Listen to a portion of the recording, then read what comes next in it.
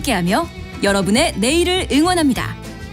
성공을 부르는 좋은 습관, 성공예감 이대호입니다.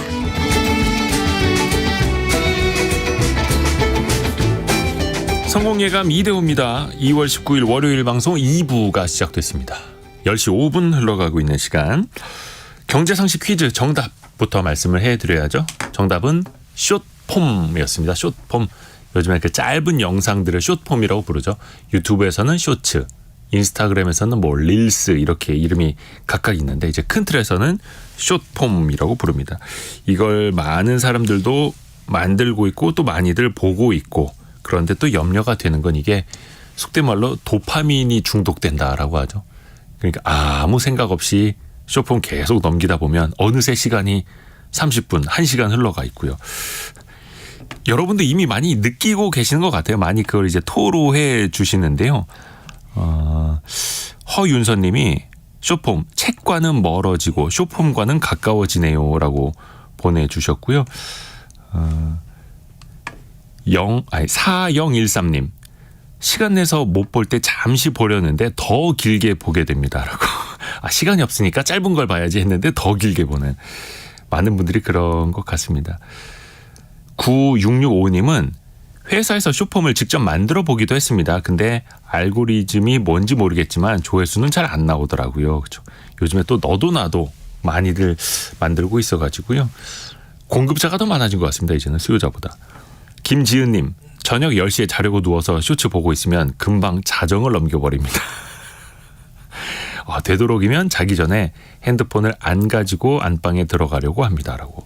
저희도 몇 번 콘텐츠로도 전달해 드렸었는데 아예 끊는 방법은 스마트폰을 방에 들고 들어가지 않는 겁니다. 그래서 저희는 가족끼리 약속을 했습니다. 방에 아예 안 들고 가고 방에는 충전기를 꽂아놓지 않기로. 그러면 안 들고 들어가게 됩니다. 시황 한번 볼까요? 시황. 오늘은 나쁘지 않습니다. 콜스피는 2677로 지난주 금요일보다 1% 오르고 있고요. 코스닥은 0.3% 오른 860 가리키고 있습니다. 원달러 환율은 1331.8원, 1331.8원입니다. 미국 증시가 지난주에는 약간 조금 조정을 받긴 했는데 그래도 오른 거 생각하면 거의 뭐 조정도 아니죠. 그리고 이른바 AI 대장주라고 할 수 있는 마이크로소프트, 엔비디아 역시나 잘 나가고 있고요. 하나하나 또 점검을 해봐야겠습니다. 오늘 개미스쿨 시간 신영증권 리서치센터 김학균 센터장과 함께합니다. 안녕하세요. 네, 안녕하십니까. 지난주 미국 증시는 어떻게 좀 조정을 받았다라고 봐야 됩니까?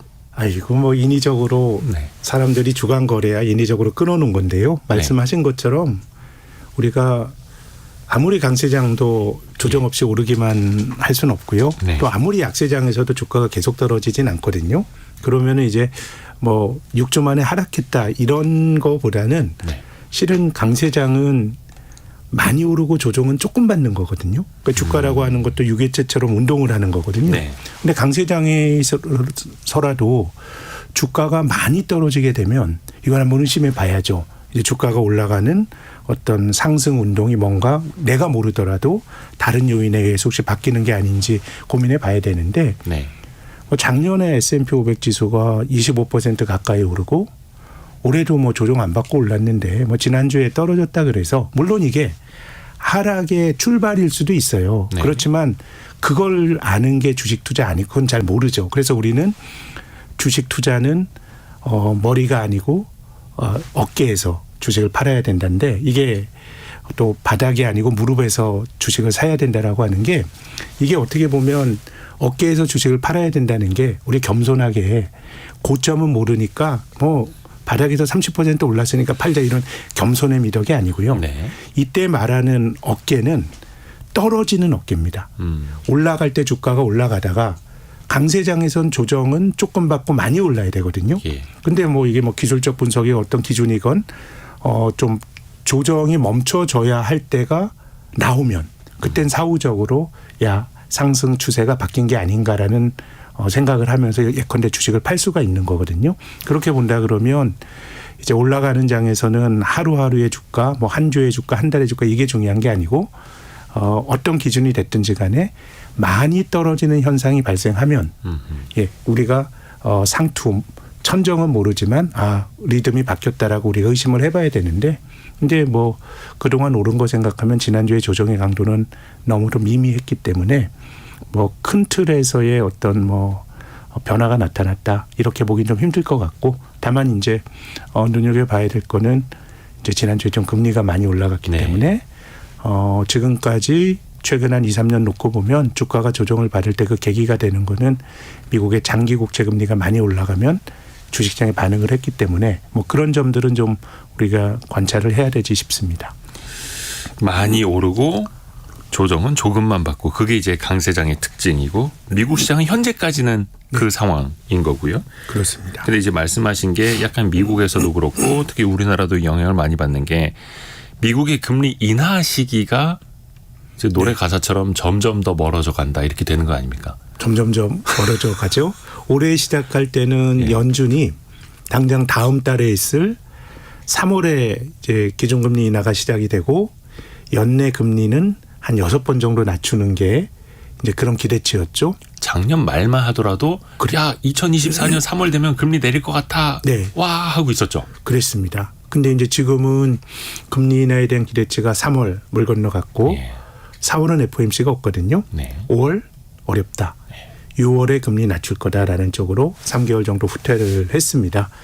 이게 어쨌든 지난주에도 확인했지만 미국의 물가가 크게 보면 고점 대비 고점을 찍고 떨어지고 있는 건 맞는데 쉽사리 그 뭐 라스트 마일이라 그럴까요? 중앙은행이 생각하는 물가 상승률 목표치 2%. 그럼 2% 가는 건 나중이더라도 일단 3% 밑으로 좀 안정적으로 내려와야 되는데 지난주에도 물가가 생각보다 높게 나오면서 금리 인하에 대한 기대가 좀 후퇴를 한 것 같고요. 근데 어쨌든 뭐 미국 경제가 너무 좋은 것 같습니다. 미국만요. 예, 그러니까 뭐 인플레이션이 안 꺾이는 것도 사람들이 많이 쓰니까 이제 그 경기가 안 꺾이는데 저는 뭐 이제 금융시장의 예상이라고 하는 건 늘 가변적으로 바뀌는 것이긴 한데 올해 미국의 GDP 성장률 전망치가 뭐 한 6개월 전에는 한 0.3%밖에 못할 거야. 이렇게 생각을 했는데 최근에는 이 전망치가 1.7%까지 높아졌습니다. 근데 이제 이게 중요한 것은 2022년에 미국이 금리를 많이 올렸고요. 작년에도 7월까지 금리를 올렸고 근데 2022년에 미국 경제 성장률 1.9%. 작년 성장률 예상치는 한 2.5% 정도 되고요. 올해가 한 1.7%인데 미국 경제의 잠재 성장률이 한 1.7% 내외로 추정이 되거든요. 근데 중앙은행이 이렇게 금리를 공격적으로 올렸음에도 불구하고 그 3년 동안 미국 경제가 잠재 성장률 밑으로 떨어지지 않았다라고 하는 거는 어떻게 보면 경제학 교과서를 조금 다시 써야 될 정도로 작년에도 시작할 때 이코노미스트들이 전망했던 게 미국 경제 성장률 전망치는 한 0.5밖에 안 될 거야 봤는데 2.5%까지 높아졌거든요. 그러니까 이거는 최근에 바이든 행정부가 전 세계 투자를 미국으로 끌어들이는 것도 있고요. 또 미국 정부가 돈을 너무 많이 쓰고 있기 때문에 미국 경제는 잘 버티는데 물 좀 드시고요. 미국 경기만 좋다는 얘기하면은 다 우리들 목이 메입니다. 미국 경기만 좋으니까. 근데 이제 중요한 거는 인플레이션은 잘 안 꺾일 거다. 인플레이션이 안 꺾인다. 경기가 좋은데 인플레가 꺾이는 거는 쉽지 않은 일이거든요. 그러니까 그 물가 상승률이 미국 기준으로 전년 동기 대비 9%대에서 3%대까지는 빠르게 내려왔지만 3%대에서 2%대 가는 게 그렇게 더 힘든 거잖아요. 그렇습니다. 그래서 어느 정도 시간이 지나게 되면 저는 뭐 중앙은행들이 이런 생각할 수도 있다고 봅니다. 뭐 물가 상승률 2%는 괜찮고 3%는 뭐 탈이 나는 건가? 제 생각에는 물가 상승률이 뭐 직관적으로 6% 7% 되는 거는 이거는 우리가 재작년에 경험한 것처럼 뭔가 가격이 좀 교란된다라는 느낌을 저는 받았거든요. 그렇죠. 막 전년 대비 막 6, 7% 뭐 오르면 곰탕 같은 게 직관적으로 한 7, 8천 원 점심 먹었는데 이게 10,000원 되고 12,000원 되고 하는 거는 가격의 교란이거든요. 예측 가능성이 떨어지고.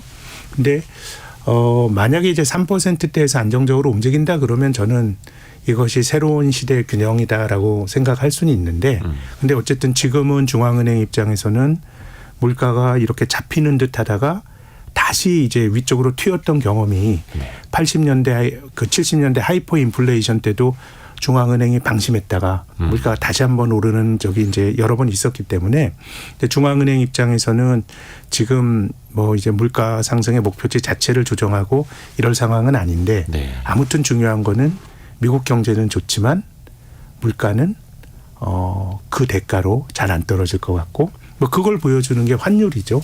네. 지금 원달러 환율이 계속 1,330원대에서 그렇죠. 지금 잘 안 떨어지고 있는데요. 네. 이것이 이제 미국의 인플레이션 그리고 미국의 금리, 미국의 높은 성장률 이런 것 같고요. 그렇게 본다 그러면 뭐 경제가 좋은 거는 미국 주식에도 호재이고요. 근데 금리가 많이 올라가게 되면 네. 미국 시장이 이제 반응을 하는데 이게 어느 정도 금리가 올라가야 문제가 생길 거다 이걸 뭐 단정적으로 찍어서 말하기는 어렵지만 작년 재작년의 경험을 보면 미국의 10년물 국채가 한 4.4 네. 위로 가면 미국 금융시장도 반응을 했거든요.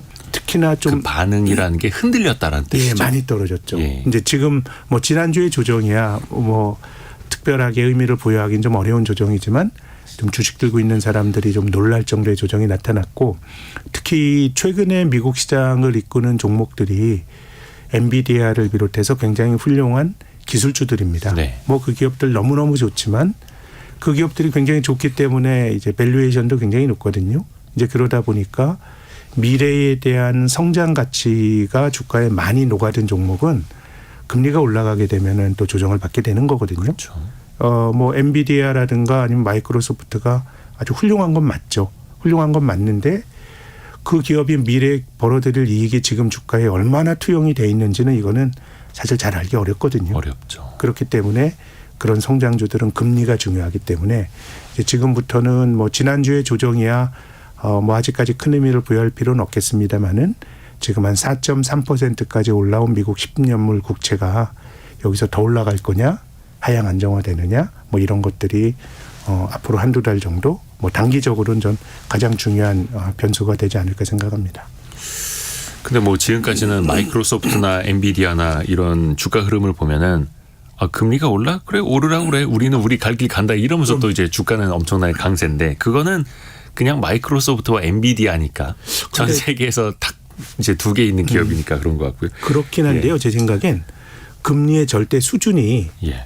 또 중요한 것 같아요. 그래서 전 앞서 말씀드린 것처럼 여기서 금리가 더 오르면 뭐 4.5 가고 그러면 그런 주식들도 뭐 그러다가 다시 갈 수는 있겠지만 굉장히 좀 깊은 조정의 어떤 그 계기가 금리 때문에 만들어질 수 있다라고 생각합니다. 그러면 저는 그게 진짜 궁금하거든요. 지금 미국 국채 10년물 기준으로 한 4.3% 정도 됩니다. 이게 작년 말 그리고 올해 초 미국의 금리 인하가 빠르게 나타날 것이다라는 기대가 생겼을 때는 한 3.8, 3.7대까지 갔다가 다시 4.3까지 튀어 올랐는데 이제 실망이 반영이 되면서 근데 이 정도 미국 금리 수준이면 작년 한 10월쯤 금융시장 막 흔들렸을 때 그 수준까지 또 올라가 있는 거잖아요. 근데 되짚어서 보면 작년 12월에 야 24년 3월이면 금리가 내릴 것 같아라고 기대했던 건 3개월 정도 남은 시점이었고 근데 지금 조금 실망하자 5월도 아니고 한 6월쯤 금리 내릴 것 같아라고 하는 거는 이제 2월 측면에서 한 4개월 남은 시점이고 근데 이게 3.8이 아니라 4.3까지 이렇게 급격히 금리가 높아져야 할 수준인 건가 라는 좀 의문이 있거든요. 제 생각엔 3.8이 좀 비정상적인 금리였다라고 생각합니다. 왜냐하면 지금 미국의 기준금리가 5.25에서 5.5% 사이니까요. 중간값으로 치면 5.375% 정도 되거든요. 근데 지금 시장의 기대치는 6월에 금리를 낮추기 시작해서 연간 한 4번 정도 낮추는 쪽으로 컨센서스가 모아지고 있거든요. 그래서 만약에 6월부터 4번 낮춘다 그러면 0.25%포인트씩 베이비 스텝을 4번 밟는다 그러면 1%포인트가 떨어지게 되죠. 그렇게 되면 이제 올해 연말에 미국의 기준금리가 4.375% 정도가 됩니다. 근데 이제 미국의 기준금리는 만기가 하루짜리 초단기 금리고요. 근데 하루짜리 금리가 4.375인데 10년짜리 금리가 지금 4.3이라 그럼 그거보다 더 낮은 거는 네.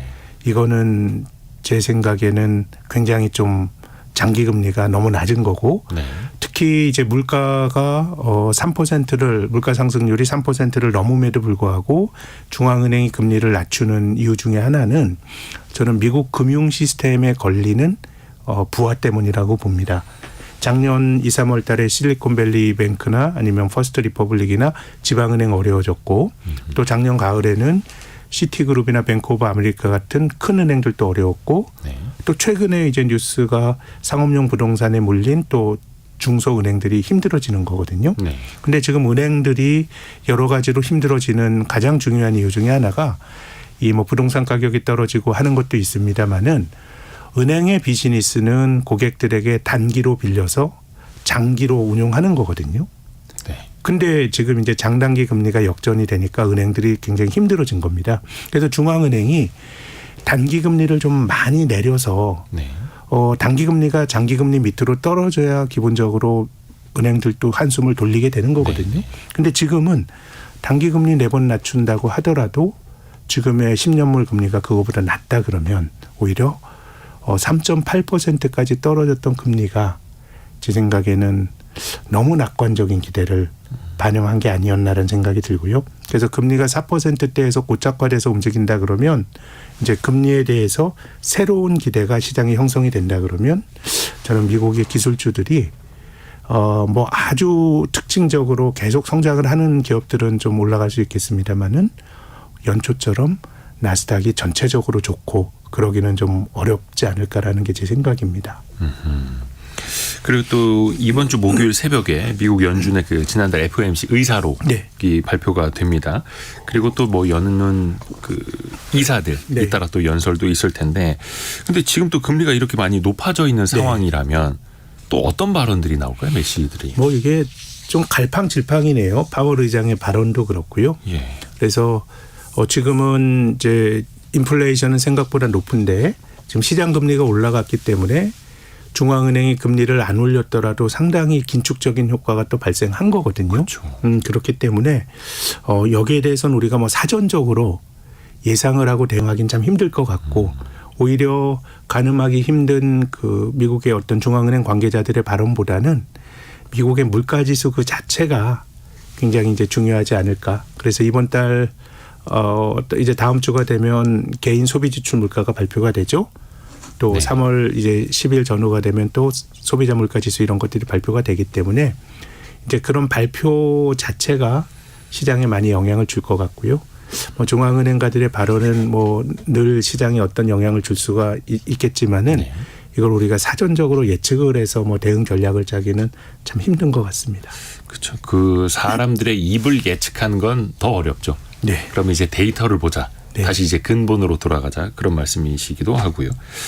한 가지 또 챙겨봐야 될 게 이번 주 목요일이죠. 22일에 한국은행에서 이제 금융통화위원회도 열립니다. 네. 어떻게 보십니까? 기준금리는 이번에도 동결일까요? 동결이 아닐까 싶습니다. 참 한국은행 금통위의 결정도 작년도 봄부터는 이제 금융시장에서 한국은행의 결정을 바라보는 긴장도가 많이 떨어졌죠. 이번 주에 금통위가 있나? 예. 어쨌든 지금 이제 한국과 미국의 경제 상황은 이제 너무도 다릅니다. 네. 미국은 뜨겁고 한국도 올해는 경기가 좀 이제 좋아질 가능성이 좀 있는데 뭔가 이제 통화 정책이 좀 어긋난 것 같아요. 어떤 의미냐면 어긋났다고요? 작년에 우리나라의 GDP 성장률이 1.4%. 예. 60년대 이후로 5번째로 낮은 성장률이었고요. 그렇죠. 물가도 작년이 올해보다 높았거든요. 예. 그럼 작년엔 금리를 올렸어야죠. 근데 금리를 못 올렸습니다. 1월에 올리고 예. 올해는 성장률이 그래도 한 2% 넘을 것 같고 수출 같은 것도 가시적으로 이제 좀 좋아지고 있고요. 물가 상승률도 작년보다는 둔화가 될 여지가 큰데 올해는 금리를 언제 낮출 건가 보고 있거든요. 그러면 통화 정책이라고 하는 거는 어떻게 보면 경기 역행적으로 해야 되지 않습니까? 경기가 나쁘면 내려주고 경기가 좋으면 올려줘야 되는데 그 이유가 기축통화국인 미국과 금리가 역전된 거 말고는 아무것도 없다고 봅니다. 미국의 기준금리 아까 말씀드린 것처럼 5.375%고 한국은행 기준금리는 3.5%인데 작년처럼 경기가 나쁘고 뭐 부동산 PF가 문제가 되고 인플레이션이 잘 안 잡힐 때도 우리가 미국을 생각하게 되면은 사실은 이제 금리를 한국 금리는 좀 올려야 되는데 뭔가 이제 내수가 안 좋고 그러니까 금리를 못 올린 거고요. 올해는 금리를 사실은 뭐 작년에 비교하게 되면 크게 내릴 필요는 없는데 미국보다 금리가 상당히 이제 낮아졌기 때문에 한미 금리 차가 중앙은행의 의사결정에 가장 직접적인 영향을 주는 거니까요. 네. 그래서 일단은 미국이 금리를 낮춰야 다른 나라의 통화 정책도 거기 연동이 돼서 한국뿐만 아니라 연동이 될 것 같고요. 그렇게 본다 그러면 미국에서 변화가 나타나기 전까지 한국은행이 뭐 선제적으로 금리를 낮추기는 좀 어렵지 않을까. 그래서 한국은행의 통화 정책도 한 6월 정도 지금 금융시장의 컨센서스는 6월에 미국 금리 낮춘다는 거니까 저는 미국이 금리 낮춘 다음에 한은이 금리 낮추는 쪽으로 움직일 거라고 보는데 그 전후가 되어야 우리도 이제 한은의 결정에 대해서 좀 긴장감을 가지고 지켜보지 않을까 생각합니다. 일종의 거꾸로 가는 금리네요. 그렇죠. 우리나라 그러니까 경제 우리만 상황과. 보고 결정하기에는 기축통화국인 미국의 눈치를 보기가 힘든, 보지 않을 수 없는 네. 그런 상황이고, 그나마 이제 우리에게 익숙한 것처럼 한국의 기준금리가 미국의 기준금리보다 좀 높다 그러면 뭔가 우리나라의 통화 정책에도 좀 유연성이 발휘가 될 수 있는데 지금은 이제 금리가 낮은 상황이기 때문에 떨어뜨리는 국면에서는 미국의 눈치를 볼 수밖에 없고, 그래서 올해 전체적으로 보더라도 미국이 금리 4번 낮추더라도 한은은 그만큼 금리를 따라 낮추기 좀 힘들지 않을까 생각합니다. 참 그래서 더 답답한 거죠. 우리 입장에서 보면. 네. 그래서 더 미국의 금리 인하를 또 간절히 바라는 게 또 우리 입장이기도 하고요.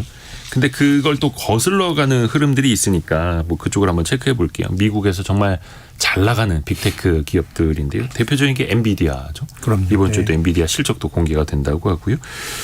올해 들어서만 벌써 지금 2월 중순밖에 안 됐는데 벌써 50% 가까이 또 주가가 뛰어. 네. 엔비디아 주가가 $400일 때 막 거품 논란이 막 전 세계적으로 뜨거웠는데 예. 지금 한 $730. 네. 야, 그리고 미국에서 시가총액 3위까지 뛰어 올랐습니다. 이거 어떻게 보십니까? 이제 앞에는 마이크로소프트하고 애플밖에 안 남았어요. 네. 제 생각에는 이제 일반론으로 말씀을 드리면 네. 엔비디아의 주가가 거품일 수도 있어요. 그러니까 거품이라는 게 아니고 실은 뭐 저는 잘 판단을 못 물론 내리겠는데 지나봐야 하는 거죠. 예, 거품이라고 하는 건 지나봐야 하는 거고 네. 거품이라고 하는 거는 충분히 부풀어 오른 다음에 그러니까 생각보다 이 거품이 이건 거품이라고 보더라도 그 거품이 상당히 훨씬 더 커질 수도 있습니다. 그래서 그럼요. 거품이 언제 꺼질지를 우리는 알 수는 없어요. 다만 이제 앞서 말씀드린 것처럼 그것도 다 그런 건 아니지만 금리나 이런 것들이 밸류에이션 비싼 주식들의 어떻게 보면 좀 파열구를 내는 계기가 되긴 했기 때문에 금리는 잘 봐야 되는데 그래서 제가 드리고 싶은 말씀은 엔비디아 주가가 어디까지 올라갈 거냐 여기에 대해서는 저는 사실 잘 모르겠는데 이렇게 밸류에이션이 비싼 주식들 엔비디아도 작년 실적 기준으로는 PER이 한 90배 정도 되고요. 네. 예상 실적 기준으로는 한 60배 정도 되니까 이건 뭐 싼 건 아니죠. 올해 기업 이익이 엔비디아 이익이 굉장히 많이 늘어날 거다라고 하는 전제로 보더라도 60배가 되니까 네. 이런 기업들은 제가 이 기업은 뭐 PER이 60배입니다, 90배입니다 말씀드렸는데 이 PER이 높다 그래서 꺾이는 것 같지는 않습니다. 단순히 이제 밸류에이션이 높다고 해서 사람들이 아유 비싸 안 살래요가 아니라 예, 오히려 이익이 늘어나는 기울기가 꺾일 때 그렇죠. 예, 한 분기, 두 분기 이익 증가율 시장이 가졌던 기대치를 미스를 하고 못 미칠 때 주식이 이제 떨어지게 되는 것 같아요. 그러니까 우리가 가장 최근에 2차 전지 관련주를 통해서 많이 본 것처럼 대표적이죠. 네. 그러니까 단순히 밸류에이션이 아니라 정말로 성장의 기울기가 네. 스키 점프 때처럼 가파르다면 네. 그냥 주가도 쭉쭉 가는 거고요. 네. 근데 그게 아니라 완만해지네 싶을 때 이제 주가가 떨어지게 되는 거죠. 그렇기 때문에 저는 이런 류의 주식들은 통상 가치 투자자들처럼 네. 충분히 밸류에이션이 싸지니까 사자 이렇게 접근하게 되면은 함정이 있는 것 같아요. 그런 사람들은 절대 이런 주식 못 사죠. 왜냐하면 쌌을 때 사게 되면 예. 역설적으로 더 밸류에이션이 안 높아지는. 그러니까 예. 이 기업은 PER이 사실 20배도 가치 투자자 보기엔 비싸고요. 40배도 비싸고 60배도 비쌉니다. 네. 근데 어느 정도의 그 PE의 배수가 적정치인지는 이런 것들은 우리가 일반화시킬 수는 없는 거죠. 그래서 자기 선택에 따라 사는 건데, 근데 어차피 이런 기업들은 당장 뭐 PER이 50배, 60배라고 하더라도 아니, 그럼 어때? 이익이 끝없이 증가할 거니까 이건 정당화될 거란 기대가 있는 거거든요. 네. 그래서 이거는 정태적인 기대로 PER이 몇 배냐가 이 주가를 지탱하는 힘이 아니고 그렇죠. 기업의 이익이 어떤 속도로 증가할 거냐가 핵심인 것 같아요. 그래서 기업 이익의 증가 속도가 안 꺾이면 PER이 80배, 100배까지 가더라도 이 주식은 정당화가 되는데 근데 분기 실적 제 경험으로는 한 2번 정도 한 번만 하더라도 제대로 알기가 힘들어요. 네. 한 번 분기 실적 발표할 때 기대치를 미치지 못했다. 그럼 주가가 조정을 받지만 추세가 완전히 꺾이는 건 아닌 것 같고 2번 정도 꺾이게 되면 주가가 떨어지면서 PER이 100배 하던 주가가 80배 되고 60배 되고 40배까지 떨어지거든요. 네. 그래서 이런 류의 주식은 100배라 그래서 주식을 팔아야 될 이유가 되는 게 아니고요. 100배에서 40배가 됐다 그래서 밸류에이션이 싸니까 사도 안 되는 것 같아요. 네. 어떤 기대치가 꺾이게 되면 정말 디레이팅이 되면서 PER이 떨어지는 모습이 나타나게 되거든요. 이게 떨어진다고 하더라도 뭐 우리가 가치 투자하는 것처럼 PER이 뭐 6배, 7배까지 떨어지지는 않으니까 어차피 비싼 주식들의 경우에는 결국은 사람들이 가지고 있는 꿈의 크기가 중요하고 그게 남아있는 한 비싸더라도 계속 올라갈 수 있기 때문에 제 생각에는 뭐 엔비디아가 이익 증가율이 굉장히 뭐 높겠죠. 근데 그 시장의 눈높이를 맞추지 못하는 순간이 제 생각에는 한번 그런 주식에 대한 매도를 고려해야 될 시점인 것 같습니다. 그러니까 이게 잣대 자체가 달라야 한다라는 거죠. 그냥 줄자로 센티미터 단위로 재는 게 아니라 어떻게 보면 여기는 속도계가 더 필요한 것 같아요. 그렇습니다. 이 주가의 운동 논리가 뭐 밸류에이션이 싼 가치주와는 전혀 좀 다른 것 같습니다. 예. 근데 어찌됐든 간에 인공지능 관련해서 특히 인공지능 기술주들로 전 세계 자금이 빨려 들어갑니다. 네. 특히 소프트뱅크의 손정희 회장도 133조 원 규모의 펀드를 또 조성한다 하더라고요. 네. 근데 손정희 회장은 원래 AI 쪽을 엄청나게 강조를 했던 분이잖아요. 네네네. 투자를 더 늘린다는 걸까요? 뭐 1,000억 불이라고 하니까 이게 뭐 숫자 자체가 참 예. 감이 안 오는 숫자입니다. 네, 1,000억 불 투자한다라는 게 130조 원. 예, 소프트뱅크 보유 자금 한 300억 불, 또 중동으로부터 자금 유치해서 700억 불에서 1,000억 불을 투자한다는 건데요. 네. 어쨌든 큰 판이 벌어지고 있는 거는 사실인 것 같고요. 근데 우리가 생각을 해보면 저는 뭐 이 AI에 대해서 판단을 내릴 만한 사실 뭐 식견이 깊지는 않은데요. 네. 늘 주식시장이 커갈 때는 큰 판이 벌어집니다. 예, 그거는 꼭 뭐 그 AI가 아니더라도요. 예전에 뭐 그 차화정과 같은 자동차 화학 정유 이런 것도 야, 중국이 한없이 커갈 거야라고 하는 뭐 그런 기대를 가지고 주가가 형성이 됐고 또 바이오 주식의 경우도 야, 고령화가 되면서 시장이 얼마나 커질 거야라는 생각들을 가지고 결정이 됐거든요. 네. 그렇기 때문에 저는 산업이 커가는 것도 굉장히 중요합니다만은 산업에 포커스를 맞추는 것보다는 저는 개별 기업 예컨대 뭐 엔비디아에 앞서 말씀드린 것처럼 이익 증가의 속도 뭐 이런 것들에 포커스를 맞춰야지 우리가 제대로 볼 수 있는 거지 너무 큰 어떤 이런 것은 거대 담론으로 접근을 하게 되면 제 생각에는 산업이 커진다고 하더라도 투자의 관점에서는 다른 예컨대 이건 뭐 지금 그 엔비디아라든가 아니면은 인공지능을 닷컴 버블과 비교하게 되면 뭐 좀 불만이신 분들이 많으실 텐데 저는 네. 닷컴 버블이라고 주장하는 건 아니고요. 닷컴 버블 때 한 24년 전쯤에 닷컴 주식을 샀던 사람들은 정말 이 닷컴 기술이 세상을 바꿀 거라고 생각을 했습니다. 그랬죠. 예, 우리가 뭐 저는 한 90년대 말만 하더라도 손편지 썼던 기억이 나거든요. 네.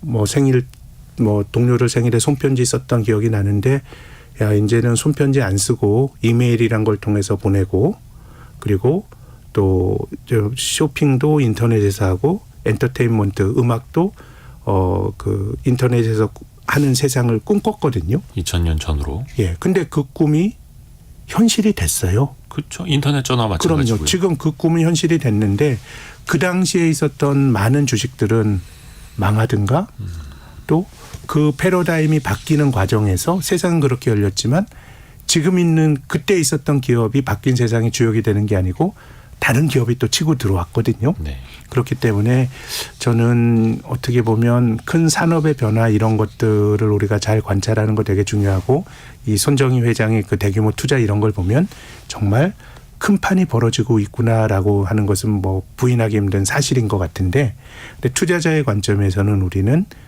산업의 성장성이 높더라도 그것을 알맞은 가격에 사야 되거든요. 그래서 저는 엔비디아가 굉장히 좋은 관찰의 대상이 될 수 있다고 생각하는데 네. 산업은 커지지만 투자자 입장에서는 그런 것들을 우리가 개별 기업을 통해서 비춰볼 수 있는 여러 가지 잣대라든가 이런 걸 정해놓고 잘 관찰을 할 필요가 있는 것 같고 산업 중심으로 성장을 하게 되면 이거는 끝없는 낙관론의 그 파도 속에서 예. 주식을 팔 기회를 놓칠 수가 있어요. 예. 이렇게 가파르게 올라간 주식들은 그 기업이 장기적으로 성장한다고 하더라도 한 번 꺾였을 때는 그 조정 강도가 굉장히 크거든요. 그렇기 때문에 조금 큰 얘기보다는 개별 기업의 매출과 이익을 중심으로 해서 이 신산업을 좀 해석하는 것도 어떨까 이런 조언도 드리고 싶습니다. 당연히 이제 올라갈 땐 또 낙관론만 귀에 들어오게 되는 거고요. 네. 근데 또 한켠에서는 오픈 AI의 그 CEO죠. 샘 얼트먼이 네. 7조 달러. 우리나라 돈으로 9천조 원. 네. 어마어마한 돈. 9천조 원. 우리나라 거의 한 13년치 예산 아닙니까? 네. 네. 9천조 원의 자금을 조달할 것이다라고 이야기들이 나오고 있습니다. 과연 그 돈으로 뭘 할 거며 AI 생태계를 구축하는데 과연 그만큼의 돈이 진짜 필요할까? 이것도 논쟁이 많지 않습니까? 네, 저는 이거를 샘 울트먼과 같은 사람은 나름의 계산이 있는 숫자겠지만 네. 저 같은 사람의 머리로는 이게 도저히 계산이 안 되는 네. 숫자입니다. 아무리 설비 투자를 많이 한다고 그러더라도요. 이걸 뭐 당장에 하는 건 아니겠습니다만은 미국의 GDP가 지금 한 26조 달러 정도 되죠. 네. 26조 달러 정도 되는데 미국에서 벌어지는 투자가 GDP의 한 17% 18% 되거든요. 네. 연간. 그러면 미국이란 큰 나라에서 벌어지는 투자를 한 20% 잡더라도 한 5조 달러가 안 되는데 네. 특정한 인더스트리가 7조 달러를 한다라고 하는 거는 이제 큰 붐이 일고 있는 거는 사실인 것 같은데 네. 이게 어떻게 배치가 되고 또 여기서 어떤 기업들이 수혜를 보고 이런 것들은 아직까지는 좀 가늠하기 힘든 뭔가 좀 이제 높은 수준에서의 좀 이야기들이 아닌가라는 생각은 좀 들고요. 아무튼 뭐 저는 큰 판이 벌어지고 있는 거는 사실인 것 같은데 이것을 밸류에이션하기는 참 힘드네요. 그렇죠. 그리고 또 최근에 며칠 안 됐습니다. 샘 얼트먼 그 오픈 AI가 생성형으로 글자를 만들어내는 게 아니라 이미지를 만들어내는 게 아니라 이제는 영상을 만들어내는 것까지 네. 공개를 했더라고요. 네, 네. 보셨나요? 엄청나던데요. 그렇습니다. 예. 근데 저는 이게 되게 훌륭하긴 한데요. 이게 굉장히 많은 그 연산이나 리소스가 들어가거든요. 그럼 이게 과연 본질적으로 뭔가 새로운 거를 만드는 건가라고 하는 거에 대해서는 좀 의심이 있습니다. 네. 뭔가 효율적으로 하고 또 상대방 어떻게 보면 그 일을 했던 사람을 대체하고 뭐 이런 게 있을 수는 있는 것인데 그것 자체가 뭐 100% 독창적인 건가?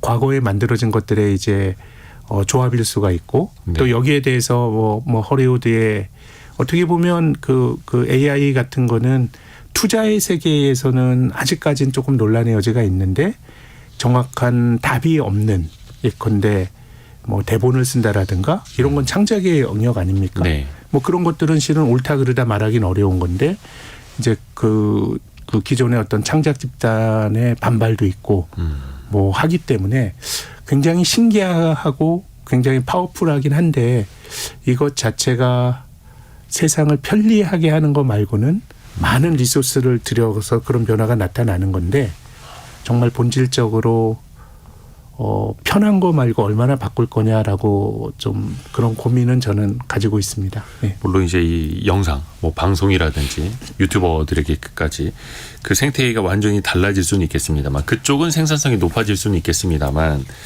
그렇게 편리해지는 것 말고 또 어떤 부가가치를 창출할 것인가도 고민을 해야 되는 거고 일단 문자, 텍스트, 이미지 정도 만들어내는데도 그 어마어마한 지금 서버 투자가 필요하다라고 하지 않습니까?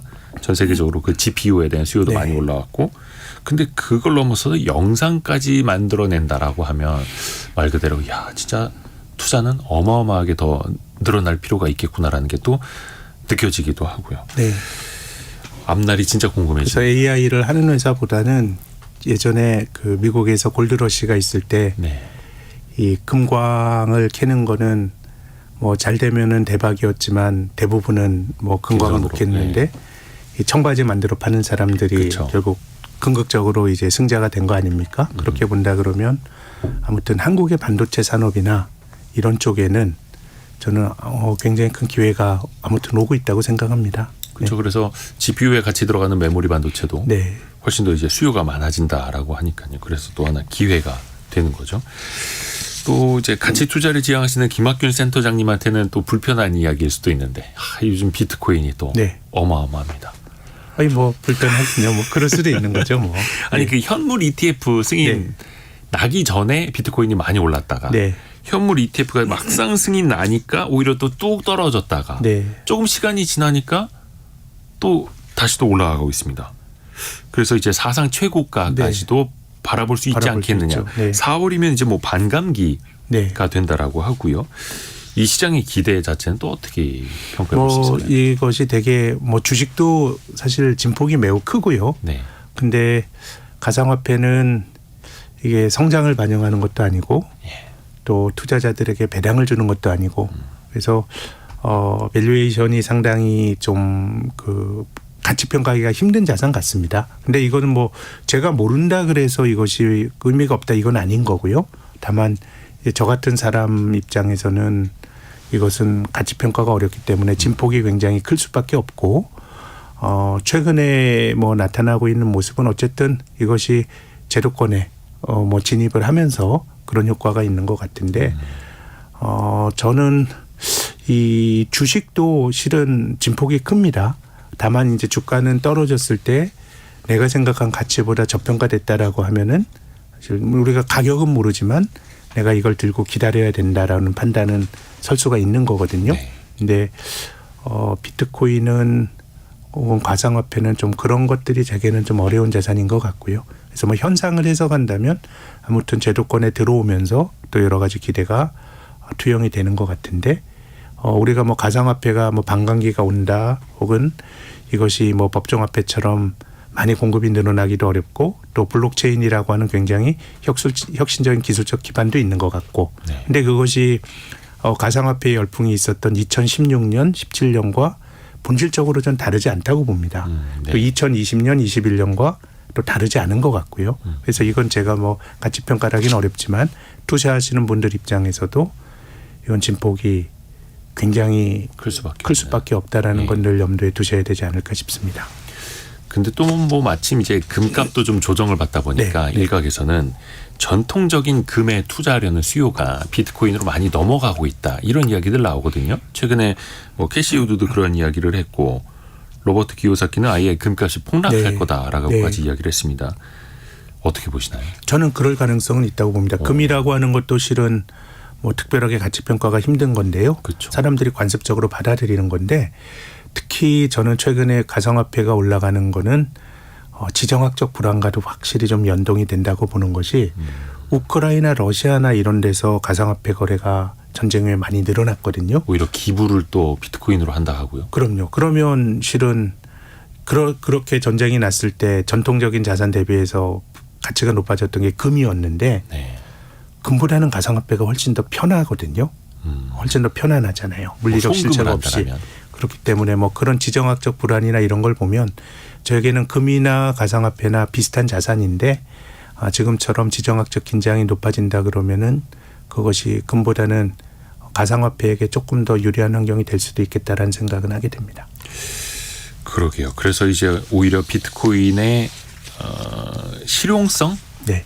이제 전쟁 이후에 또 사람들이 알게 되는 것 같고요. 한 가지만 더 여쭤보면은 이제 유가가 오히려 한 배럴당 $80 선까지 이제 또 올라오지 않았습니까? 네네네. 근데 이게 지정학적인 문제는 하루 이틀 이야기가 아니고 굉장히 이제 장기화되고 있는데 네. 유가는 근래 들어서 다시 $70 선에서 $80까지 또 올라왔다는 말입니다. 네. 이것 자체는 좀 어떻게 보시나요? 뭐 제 생각에는 아직까지는 박스권인데요. 네. 배럴당 $80 넘어서게 되면 제 생각엔 또다시 뭐 인플레이션이라든가 이런 것들에 대한 우려를 키울 수 있으니까 지금 유가, 미국의 국채금리 예. 이런 것들이 굉장히 조금 중요한 레벨에 와 있다는 생각이 듭니다. 오늘 신영증권의 김학균 리서치 센터장과 함께 이야기 전반적으로 들어봤습니다. 오늘도 말씀 고맙습니다. 예, 감사합니다. 감사합니다. 라디오 정보센터 다녀옵니다. 지난달 27일부터 50인 미만 사업장까지 중대재해처벌법이 확대 적용된 가운데 고용노동부가 오늘 4월부터 소규모 기업을 위한 공동안전관리자 지원 사업을 실시하기로 했습니다.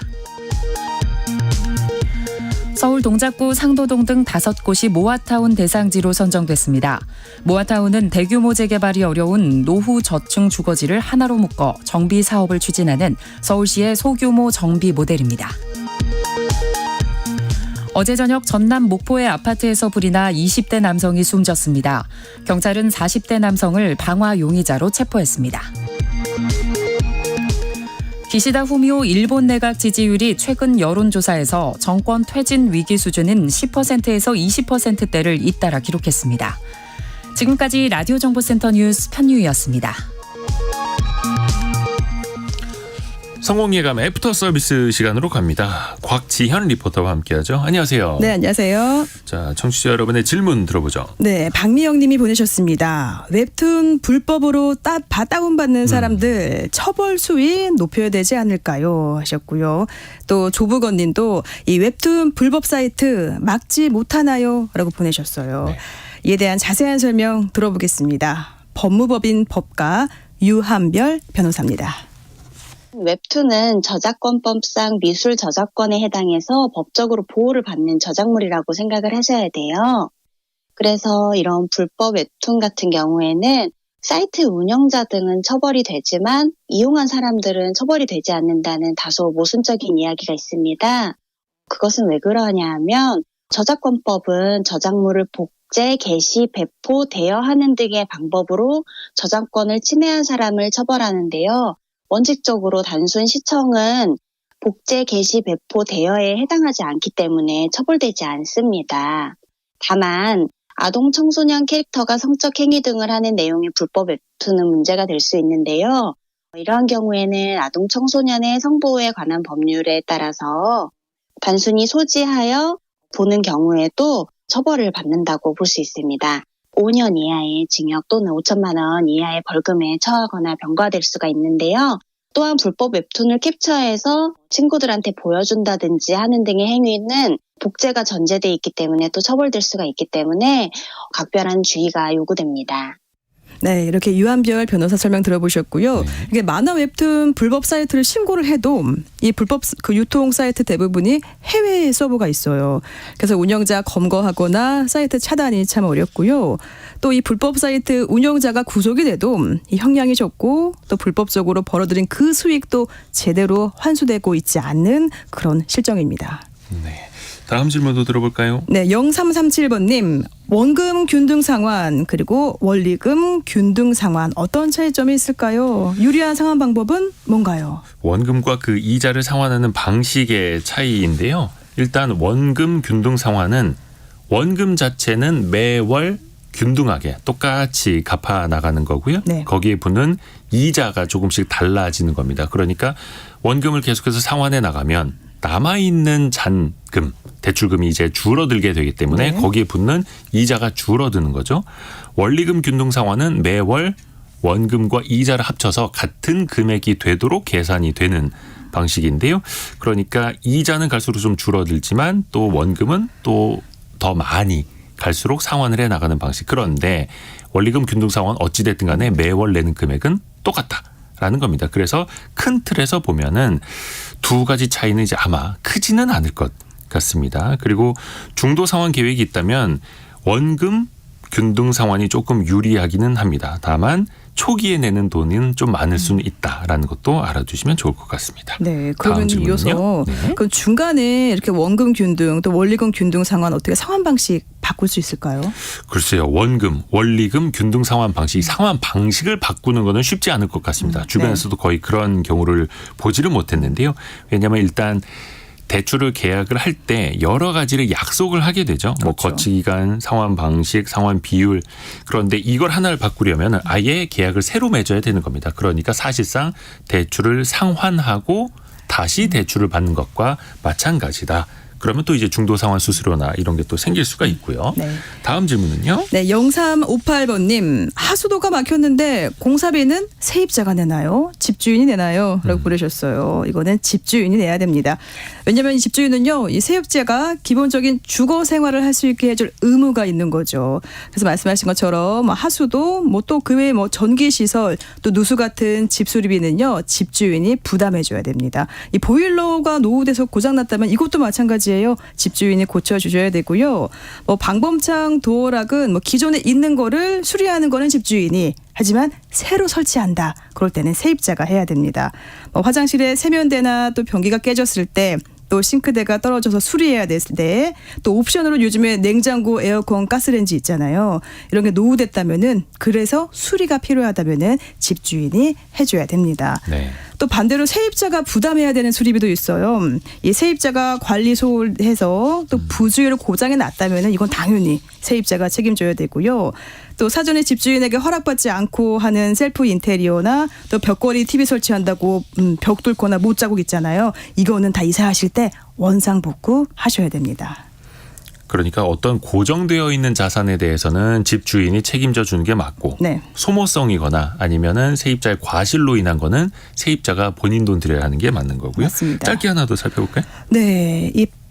이상희 님이 공모주 청약 수수료 안 내려면 얼마가 있어야 되는지 궁금합니다. 신규 상장하는 공모주 할 때 보통 1,000원에서 요즘에 한 2, 3,000원 증권사마다 좀 다르긴 한데 수수료를 받죠. 근데 이거는 내가 100주를 청약한다고 해서 뭐 1,000원 곱하기 100배 이거는 아니고요. 전체 건수에 대해서 내는 거다 보니까 보통 한 1, 2,000원 정도 내시게 됩니다. 근데 이거는 VIP처럼 높은 고객 등급이 되면은 대부분 증권사에서 무료 혜택을 주게 됩니다. 그래서 내가 과연 이 증권사에서 VIP 같은 혜택을 받는지는 그 평잔이라고도 하는데 투자하는 규모를 보시고 증권사에 문의를 하시면 좋을 것 같습니다. 네. 곽지연 리포터 수고 많으셨습니다. 고맙습니다. 여기서 정리하고요. 내일 아침 9시 5분에 돌아오겠습니다. 성공 예감은 오늘도 여러분을 응원합니다.